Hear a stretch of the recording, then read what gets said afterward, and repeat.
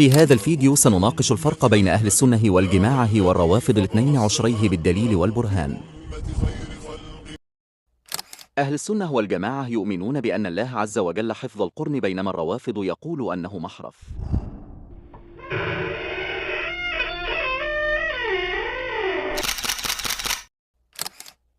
أهل السنة والجماعة يحبون صحابة رسول الله لا أن الله آت عليهم في القران ورضا عنهم، بينما الروافض يسبونهم ويطعنون بهم.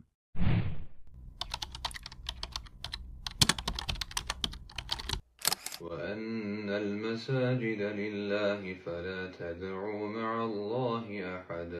بينما الروافض يدعون غير الله ويشركون به، مثل قولهم ياء حسين أو ياء فاطمة وغيرهم الكثير.